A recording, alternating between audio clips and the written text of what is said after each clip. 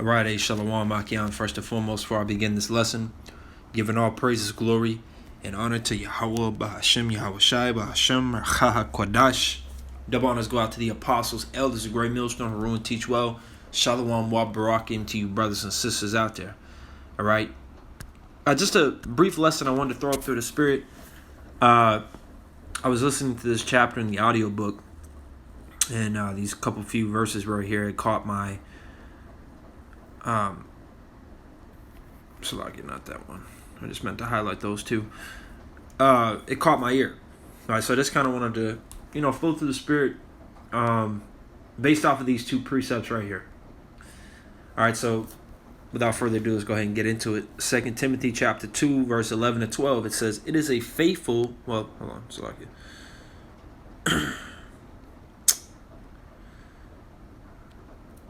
oh shit. I'm going to start right here. 2 Timothy 2 and 10. "Therefore, I endure all things for the elect's sake, that they may also obtain the salvation which is in Hamashiach Yahushua with eternal glory." All right, which that just so also as well too, that shows the selflessness that Apostle Paul has. All right, and that's really the spirit of Yahushua, the spirit that all the brothers that are truly within the body, within the ministry, are going to have as a mindset of selflessness. All right, he said, "I endure all things for the elect's sake." All right, so he's putting his, like the elder Malcolm, the beloved elder from Chicago, says in his basically his opening for his lessons, if you will, if that's what you want to call it, an opening. He basically says to those that put their life on the line. All right, so us brothers that are going out in Yahweh as we continue, but going on the highways and byways and putting these videos up is putting a target on our back. Okay, putting yourself out there, exalting the names of Yahweh by Shema Shai, you have a risk of not coming home that night. Whether you get snatched up, by Esau's troops, or, whether Esau, whatever. Maybe you get snatched up, thrown in a FEMA camp. Maybe he puts you in a guillotine. Maybe he, throws you in prison, whatever. The point is, we are putting our bodies, our lives on the line for Yahweh B'Shem Shai, which is part of our duty, all right, as prophets. Lord, when we're of the elect, all right, we believe we are prophets, men of Yahweh B'Shem Shai, which prophet is somebody who prophesies, which prophesying is simply saying before. All right, basically making it known that something is about to happen before it actually occurs. Okay, because essentially, if you think about it, the opposite of a prophet, not false prophet, but the opposite of, I guess you could say prophecy would be history. Okay, if I'm telling you about something that happened 200 years ago, I'm not a prophet. I would be a historian. To that degree, not literally a historian, but I would be dealing with history. All right, which a lot of the things in the Bible that we read, we're like, we connected with different kingdoms and different rulers and events that occurred throughout history, but it was at the time it was prophecy. All right, when that statue was written about in the book of Daniel, they were in the head of gold, but he had prophesied about all those kingdoms. Now, we went past the Babylonians, we went past the Medo-Persians, we went past the Greeks, we went past the Romans, and now we're in the toes. Okay, so here we are in America and with the EU and NATO, but we're looking back and we're like, wow, that's all history, but at the time it was prophecy. Okay, but not to sidetrack like that, but it tells us in Romans 12 to present our bodies a living sacrifice, right? Wholly acceptable. It's your reasonable service, right? So that's the selfless nature of, really should be the selfless nature of our whole nation. All right, Yahushua really pushed being a brother and sacrifice, all right, and suffering for righteousness' sake. All right, it says, verse 11, "It is a faithful saying, for if we be dead with him, we shall also live with him. If we suffer, we shall also reign with him. If we deny him, he also will deny us." So if we don't deny him and we exalt him and make his name known to the world, Okay, and we prophesy, and we glory in him. Well, he's gonna tell his Father about us. All right, he had said that. Any man deny me, I'll deny him before the Father. But if you profess to know Yahweh Shai, and you bring out the scriptures, and you're basically pushing his ministry, furthering his works, exalting Yahweh by Shemel Shai, you're gonna have a good reputation in the kingdom of heaven, man. You're gonna be, held in a good standing, all right, with the Most High, because remember, Yahweh Shai is the mediator. All right, you best believe Yahweh Shai is telling the Heavenly Father about you, man. Yeah, my servant, he did this, he did that, and Yahweh's just nodding like, okay, come on. You see? But part of this ministry, like the apostles always go into, because it is sweet, and it starts out sweet, but then it becomes very bitter. All right, now we don't allow that bitterness to take us over. Okay, but we understand that this truth is not quote unquote fun or entertaining or exciting in the sense of a worldly standpoint. All right, you are going to go through hell. Mentally, physically, whatever the case may be, job situation, financial issues, woman problems, just straight demons, whatever. It's going to fuck with you, man. But it's all part of the walk. All right, because just like how Yahweh Shai had to suffer as the Son of God, and let me turn this on, Salakia. Just like how Yahweh Shai had to suffer to receive his glory, we have to as well, right? The scriptures talk about being joint heirs with Yahweh Shai HaMashiach. But if you want to be a joint heir and you want to rule under him, you have to suffer, all right? The servant is not greater than his master. Servant is not greater than his Lord.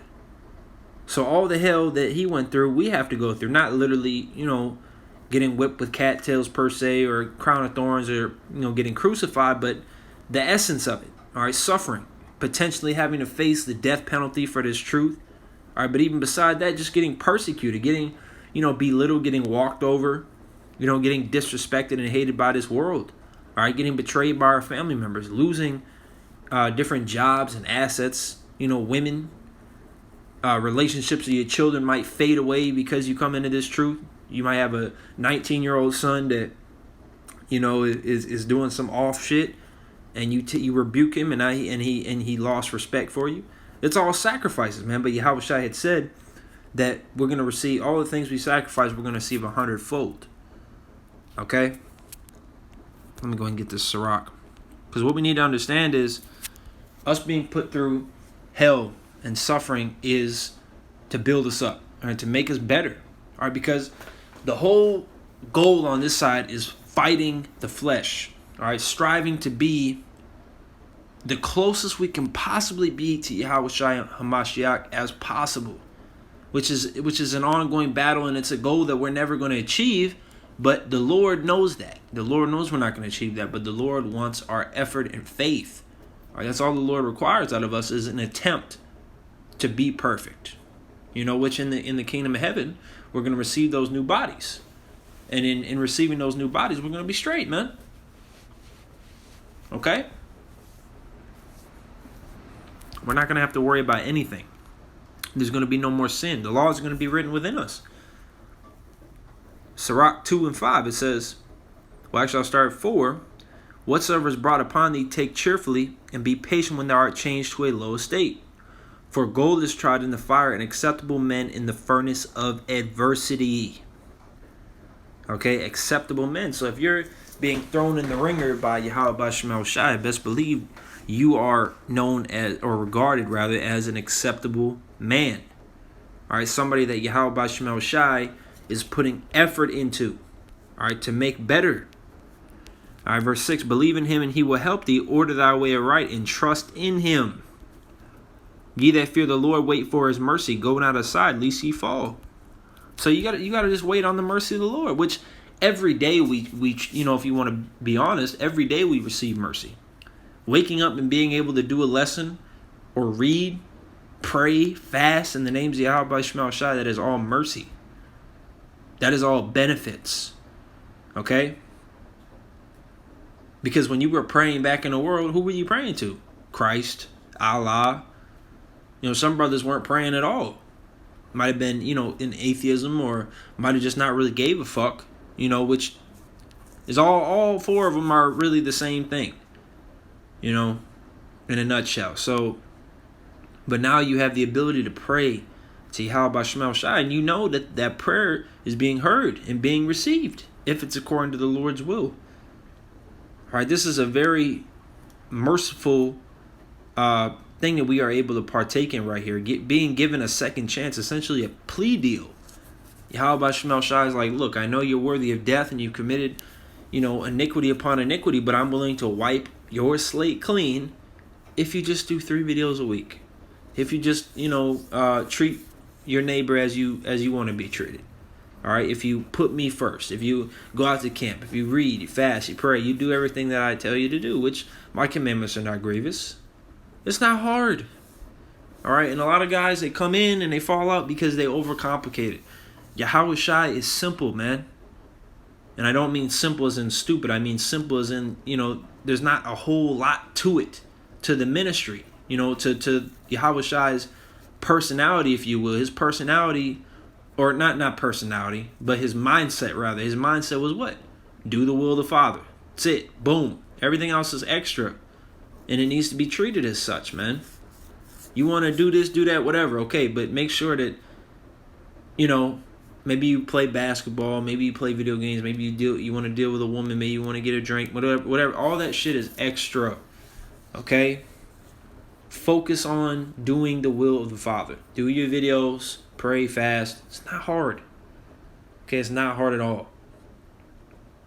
And a lot of times, our flesh, of course, our flesh being slothful and lazy and always wanting to be filled with dopamine, is not going to want to do a video. It's not going to want to go out to camp when it's raining, when it's cold, when it's hot.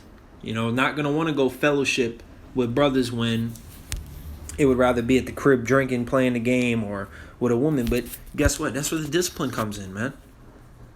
You got to do what's right. Not what you necessarily want. It's not about what you want. What does the Spirit want you to do? And I guarantee you, 10 out of 10 times, you put that game down, you put that woman away for that night, and say, you know what, fuck it, I'm going to go be with the brothers. They invited me. You're going to have a good time. You're going to learn. You're going to build a better bond. You're going to grow in the Spirit. All right, which is, once again, what is the goal? Striving to be like Yahweh Shai. You see?